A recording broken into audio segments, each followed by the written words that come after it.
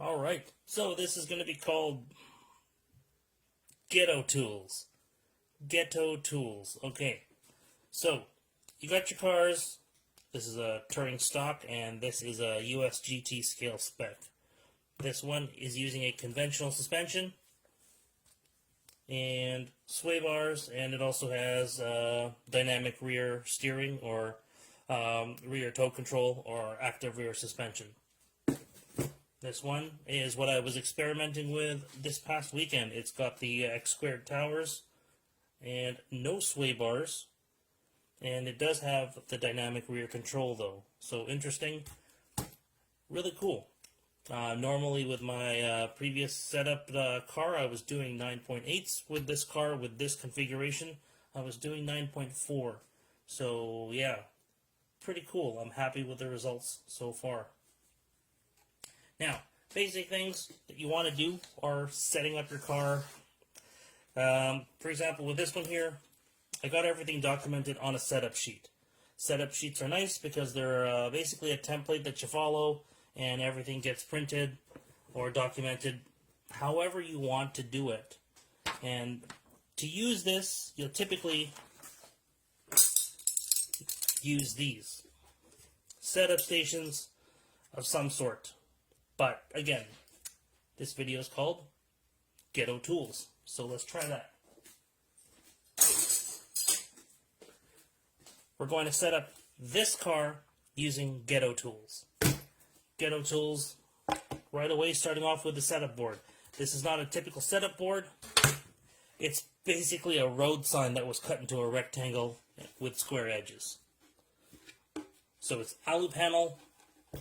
It was cheap because it was free. Ghetto Tools. Next is ride height. Ride height is the first thing that you'll typically measure. Again, you typically use a ride height gauge. Can't see that, can you? There you go, ride height gauge. Now, to check your ride height, try not to squish your suspension. I'll do it a couple of different ways.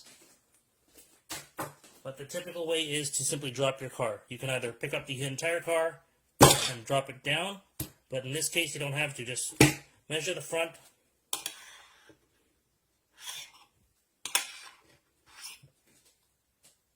.4, and then drop the back, and then do the same thing. 5.4. Document that stuff again either on a setup sheet or using Ghetto Tools notebook.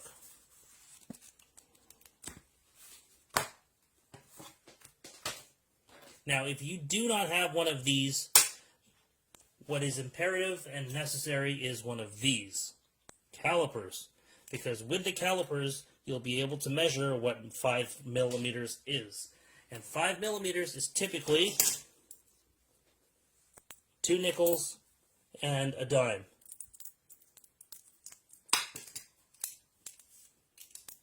Measure that with your calipers and you're at about 5 millimeters. Once you have 2 nickels and a dime, you can basically slide that under your car. If the 2 nickels and the dime do not slide under your car, that means you're under 5 millimeters, and that's not good. So that's a nice basic way of having a ride height gauge, and it costs 15. Sorry, wow, I can't do math. It costs 20 cents. Next, check your camber and your droop. Now, it's really easy with this car because I basically took out all the droop screws. There's no droop screws on the car, and I'm basically using the full suspension, which is very limited because these are short shocks. So, droop is solved pretty quickly. Don't have to use a droop gauge, don't have to use a ride height gauge, don't have to do anything, because this car is being set up using Ghetto Tools and Ghetto methods. Next is camber. Camber is easy. You can do a lot of different things to measure your camber. You know, put your credit card down and basically check the daylight. But if you're using Ghetto Tools, you probably don't have a credit card. So get one of these. It costs 10 bucks. These are essentially the two main tools that you're going to use. An angle gauge and a vernier caliper. So with something like this, again, you drop the car, check your camber,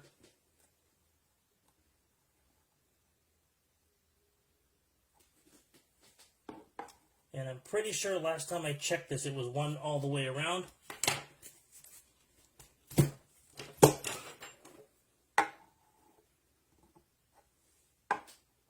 Cool. Hasn't changed. And that's good because it means I haven't messed things up on the car too badly. So, 1 degree all the way around. And again, you can check that with the camber gauge. You can go from whatever to whatever. But you typically set it at what you want it to be at. So in this case, we're going to set it at 1 negative. And then we just go around and make sure that's correct. If not, then you got a problem.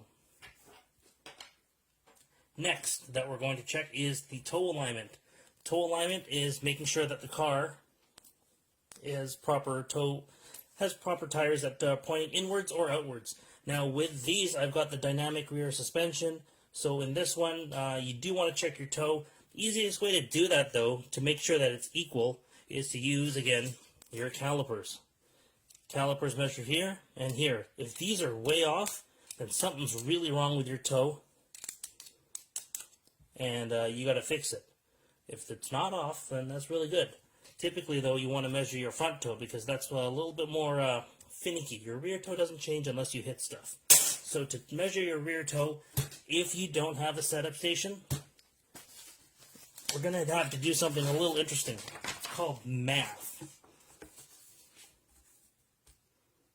With math, you're going to find your toe very interestingly. First things first. Oh yeah, you got to make sure your car's centered. So let me turn it on by using my cool fancy Fly Sky NB4 radio. Make sure it's on the correct setting, and then turn on the car.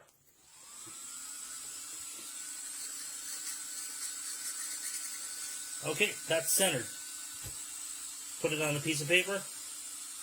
Let me see if I can get that. There we go.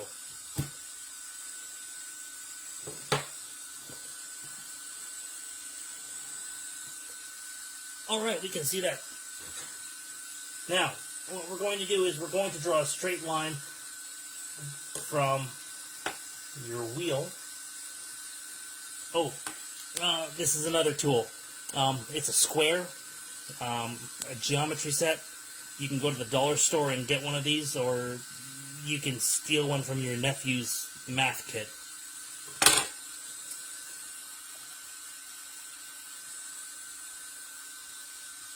Finding the angle and drawing a line. That's my toe.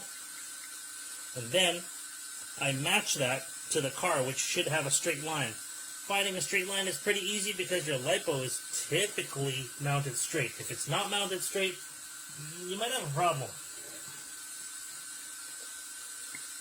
So, with those two lines, I'm able to measure my toe. Let me just turn this car off now.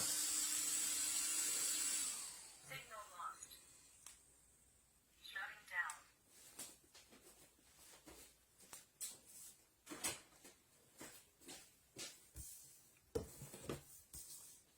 With those two lines, I'm able to measure my my toe by first getting my straight line.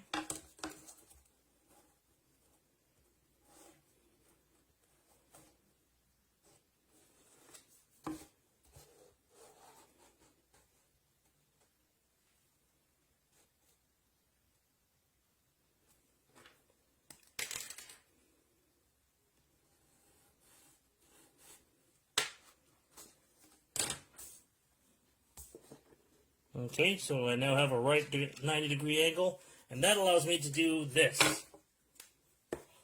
So, by drawing those lines and finding the square and measuring it with that camber gauge, I was able to determine that this angle is less than 1 degree.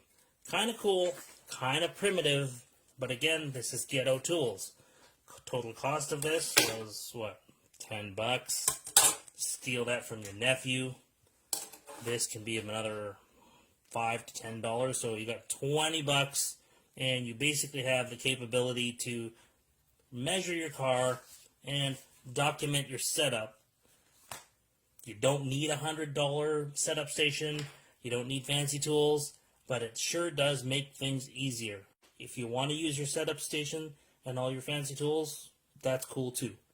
Alright,